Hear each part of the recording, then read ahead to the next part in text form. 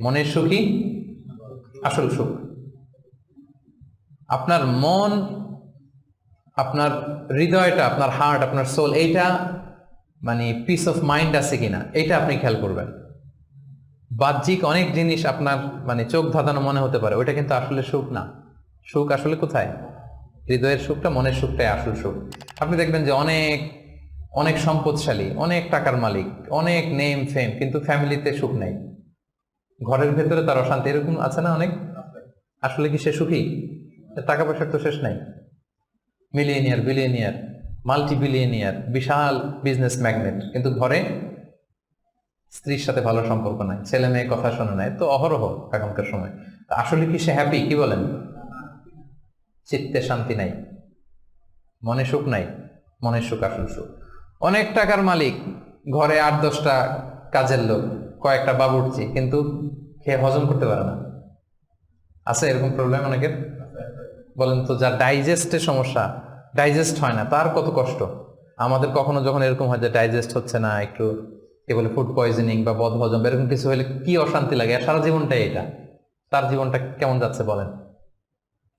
আপনার যে মনে শান্তি আছে, এই যে 2 টাকা দিয়ে নাসি আয়াম খেয়ে ফেলতে পারতেছেন, যেখানে মনে চাই বসে ফেলতে পারতেছেন, শুইতে পারতেছেন, থাকতে পারতেছেন, কত সিম্পল লাইফ, কত সুখ। এরপরেও আমরা যদি সুখ খুঁজে না পাই, আপনি একটু ওদের দিকে তাকান, কিছুই হজম হয় না। তাদের কি অবস্থা? ঘরে শান্তি নাই, ফ্যামিলিতে শান্তি নাই। তো এই জন্য সম্মানিত ভাইয়েরা, পিস অফ মাইন্ড, এটা হচ্ছে the true happiness, the real happiness. আপনার মনটা যদি প্রশান্ত থাকে, আপনি যদি মনোদৈহিক প্রশান্তির মধ্যে থাকেন, you are the happiest person in the world. আপনি সুখী, মহাসুখী, আপনি মহাসুখী। ইউআই থেকে বের হলে বুঝবেন দুনিয়াটা কেমন। এখানে আমরাও তো ছাত্র জীবন কাটিয়েছি একটা সময়, সুবহানাল্লাহ। পারিবারিক জীবনে যাবেন, ক্যারিয়ার লাইফে যাবেন, বিজনেসে যাবেন, ব্যবসা যাবেন, দিনকে দিন জটিলতার মধ্যে আপনি আসবেন। এখন যে কত হ্যাপি লাইফ লিড করতেছেন আপনি কল্পনা করতে পারবেন না। এর জন্য শুকরগুজার হতে হবে। তো তাই বলে কি এখন টাকা পয়সা সম্পদ এগুলোর দরকার নাই? বাড়ি ঘর বাবুর্চি এগুলো দরকার নাই যেগুলো বলতেছিলাম? না, দরকার আছে।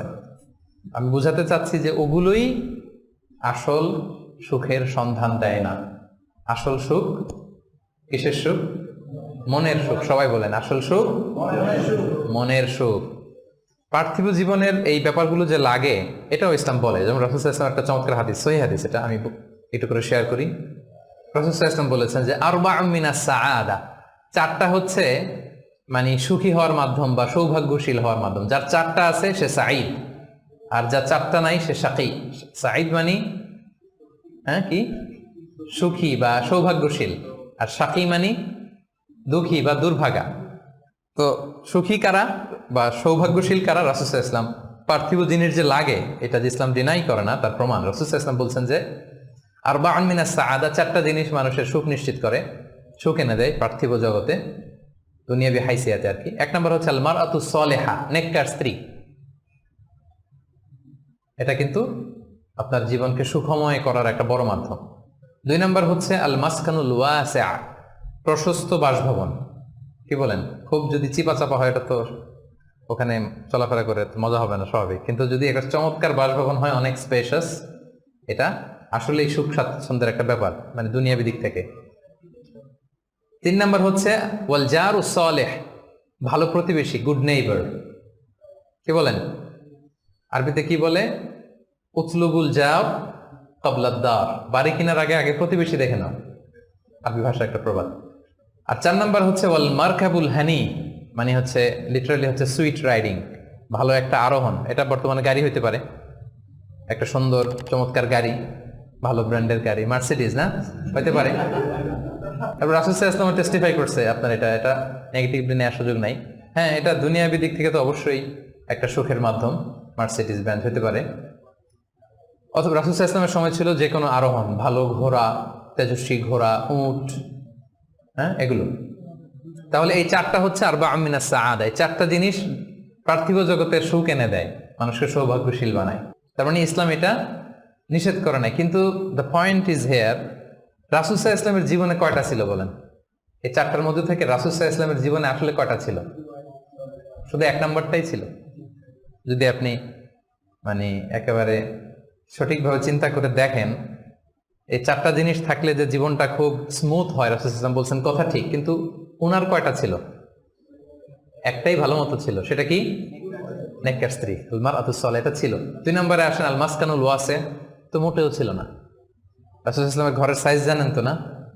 এখন মক্কা মদিনায় গেলে বিভিন্ন মাআরেদ হয়, ওখানে দেখা যায় যে কত মিটার বাই কত মিটার, খুবই ছোট একটা রুম। আম্মা জান আয়েশা রাদিয়াল্লাহু তাআলা আনহার ঘরের সাইজটা যদি বলি, খুবই ছোট।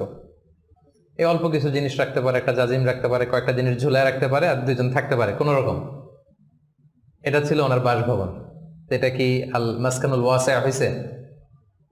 পান নাই উনি এটা। এরপর একটা আসেন ওয়াল জারুস সালেহ, ভালো প্রতিবেশী পাইছেন, কাছাকাছি ধরলে পাইছেন, পাশে ফাতেমার ঘর, দিকে স্ত্রীদের ঘর। কিন্তু আপনি যদি বিগার সেন্সে চিন্তা করেন, কারা থাকতো আশেপাশে? এদিকে তো না, আবুল আহাব তো মক্কার কথা, লেফসে মদিনার কথাই যদি আমরা বলি, আপনার কারা থাকতো? মুনাফিকদের একটা দল তো থাকতোই, আর 3 দিকে জিউস, ইহুদিরা, বনু কাইনুকা, বনু নাদির, বনু কুরাইজা। এরা কি করছে রাসূল সাল্লাল্লাহু আলাইহি ওয়াসাল্লামের সাথে? মানে ট্রেচারির যত ধরন হইতে পারে, বিট্রে করার যত ওয়ে হতে পারে, সবগুলো করেছে। একটা রাত শান্তিতে ঘুমাইতে পারে না এদের কারণে। এটা কবে পর্যন্ত? 5ম হিজরির আগ পর্যন্ত ঘুমাতে পারে নাই। বনু ওই কুরাইজাকে যখন করলেন, এক্সাইল করলেন, তারপর থেকে অনেকটা এই জিউসদের ঝামেলা থেকে উনি মুক্ত হয়েছেন। তাহলে চিন্তা করেন, এটাও ছিল না।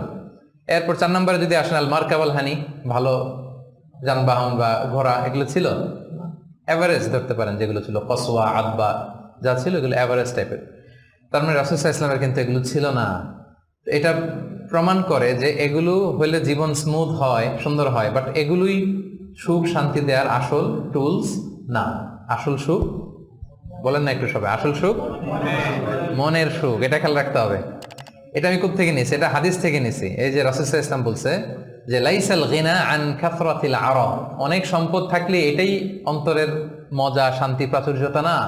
ওয়ালাকিন্নাল গিনা গিনান নাফস, মূল সুখ হচ্ছে অন্তরের সুখ, মূল ধনাঢ্যতা হচ্ছে অন্তরের ধনাঢ্যতা। আপনার অন্তর হ্যাপি তো সব হ্যাপি। আপনি না খেয়ে, সামান্য খেয়েও, আপনি ছোট্ট ঘরের ভিতরে আপনি সুখ আর সুখ, এরকম ফ্যামিলি আছে না? আপনারা কি মনে করেন যে রিক্সাওয়ালার যে বস্তির ভিতরে কুড়ে ঘরে কোনো সুখ নাই? কথা বলেন, আছে না? আছে।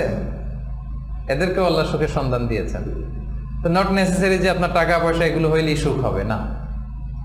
আরেকটা হাদিস আমি ইবনে মাজাহ থেকে একটু শোনাই, খুব চমৎকার হাদিস। হাদিসটা সুনান ইবনে মাজাহ এসেছে, মান কানাতিদ দুনিয়া হাম্মাহু ফারাহাল্লাহু আলাইহি আমরাহু ওয়া জাআলা ফাকরাহু বাইনা আইনাই। লম্বা হাদিস, আমি অর্থটা বলি। হাদিসটা একটু খেয়াল করেন আমার সাথে। রাসূল সাল্লাল্লাহু আলাইহি ওয়াসাল্লাম বলেছেন, পার্থিব চিন্তা যাকে মোহগ্রস্ত করবে, মানে যে দুনিয়া নিয়ে পেরেশান, তার কি হবে দেখেন?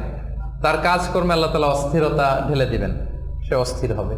দারিদ্রতা হবে তার নিত্য সঙ্গী, এবং এই পার্থিব স্বার্থ সে ততটুকুই পাবে যতটুকু তার তাকদিরে লেখা আছে, এর বেশি পাবে? অস্থির যদি হন, আপনি পেরেশান হন, যত পেরেশান হন, আপনার তাকদিরে যা লেখা তার চেয়ে 1 ইঞ্চিও বেশি পাওয়া যাবে নাকি? যাবে না। আর যার উদ্দেশ্য হবে আখিরাত, আল্লাহ তার সবকিছু স্মুথ করে দিবেন, সুবহানাল্লাহ।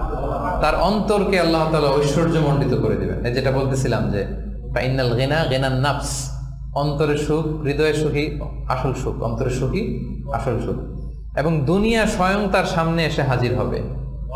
যার চিন্তা হচ্ছে আখিরাত নিয়ে, দুনিয়া আপনাতে এসে ধরা দিবে। এই জন্য হৃদয়ের সুখটা, এটা যে আসল সুখ, এটা যেন আমরা ফিল করি, এটা এনশিওর করার ট্রাই করতে হবে।